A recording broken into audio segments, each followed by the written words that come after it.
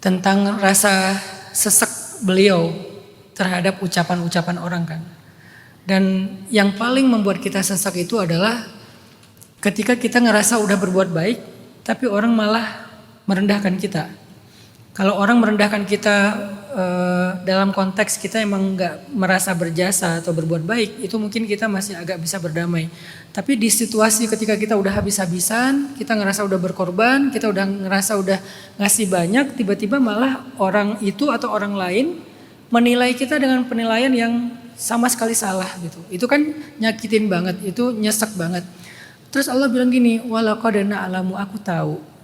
Jadi Allah itu kayak pengertian banget gitu dengan apa yang kita sedang rasakan. Dan ini ayat ini kayak surat cinta dari Allah kepada orang yang sedang merasakan sempit dada karena marah, kecewa, sakit, terluka. Allah bilang, aku tahu bahwa kamu itu ngerasa sempit dada banget terhadap apa yang mereka ucapkan. Jadi caranya gimana? Fasabbih bihamdi rabbika wa kum minas sajidin. Ya udahlah, kalau kamu harus bicara, berucap, cobalah kamu berucap dengan menyebut zikir nama-nama Allah, tasbih, tahmid. Cobalah kamu sujud, cobalah kamu berdoa. Supaya apa? Allah tuh senang kalau dicurhatin. Sebetulnya curhat itu bukan cuman kebutuhan perempuan, laki-laki juga curhat. Cuman caranya aja beda seperti cerita Ustadz Agam tadi kan. Semuanya butuh curhat, Nabi itu curhat. Cuman cara curhatnya beda. Tapi sebaik-baik curhat itu adalah menumpahkan semua keluh kesah kita kepada yang maha mendengar, yang maha mengetahui dan yang maha sayang sama kita, Allah Subhanahu wa taala. Jadi kayak seolah-olah ayat ini bilang gini, kamu capek ya, kamu sesek ya, ya udah sini curhat sama aku. Seolah-olah Allah pengen bilang kayak gitu. Curhat sama Allah itu dimulai dengan zikir, kemudian sholat sunnah, kemudian doa. Itu adab curhat kan? Atau dengan sholat karena di dalamnya udah ada zikir, tasbih segala macam, kemudian doa, curhatlah. Baik di dalam sujud panjang, kalau nggak bisa curhat di sujud panjang karena kita nggak hafal doanya setelah sholat. Jadi Allah cuma pengen bilang, kamu capek ya hambaku, aku tahu apa yang kamu rasain, sini curhat sama aku. Sini curhat sama aku. Dan itu salah satu cara kita untuk berdamai ketika kita kecewa dengan manusia. Mau ngomong ke siapa kita kecewa dengan manusia? Ngomong kepada Allah yang gak akan mengecewakan.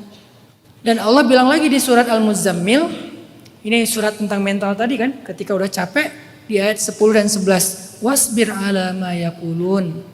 Bersabarlah terhadap apa yang mereka ucapkan. Arti bersabar apa? Tenang aja. Apa yang mereka ucapkan itu sama sekali tidak akan merubah apapun dalam hidup kamu. Karena kenapa? Kalau kamu melakukan itu karena aku, kata Allah, maka aku sendiri yang akan membalasmu, bukan manusia. Nah, ilmu tauhid tentang ikhlas kepada Allah ketika kita berbuat baik, itu tuh akan mempengaruhi mental kita saat kita lagi gak dihargain.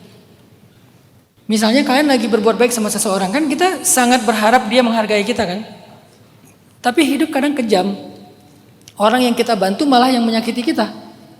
Orang yang kita berkorban untuk dia, malah dia yang nikung kita dari belakang. Atau dia yang menyakiti kita dari belakang. Itulah fakta hidup. Maka kata Allah, gak apa-apa. Kalau kamu difitnah, kamu direndahkan, kamu diomongin secara tidak fair, itu gak akan merubah apa-apa. Wasbir, bersabarlah. Terus gimana caranya? Wahjurhum hajran jamila. Tinggalkan mereka baik-baik. Jadi kalau Mbak Messi ngerasa kayaknya udah gak sehat lagi nih dengan situasi kayak gini, hijrah, tahjir di sini tuh artinya menjaga jarak untuk supaya fokus dengan personal boundaries, emotional boundaries, batasan-batasan pribadi kita, itu perintah Allah. Jadi tahjir itu bukan pergi, tahjir itu bikin batasan personal. Mulailah kamu fokus dengan dirimu sendiri. Dalam makna bukan egois, bukan antisosial, tapi coba perhatikan jangan-jangan kamu selama ini mengabaikan hak-hak kamu sendiri. Coba fokus ke situ biar kamu kuat lagi. Nanti kalau kamu udah kuat lagi, kamu balik lagi aja kepada mereka gak apa-apa. Untuk berbuat baik, untuk menolong dan seterusnya. Tapi ada kalanya kita perlu tahu kapan kita perlu berhenti sejenak. Kapan kita perlu istirahat sejenak. Dan itu gak apa-apa banget dalam Islam. Makanya Allah bilang bersabar dan tahjir. Bersabarlah terhadap ucapan mereka, artinya gak usah khawatir, itu gak akan ngaruh apa-apa. Wahjurhum hajran jamila, tinggalkan mereka baik-baik. Kalau mereka ternyata masih gitu juga, masih menyakiti kamu, tenang aja. Wadzarni wal mukadzibin. Ini bahasa surat cinta banget. Biar aku yang ngadapin mereka. Coba dibela sama Allah.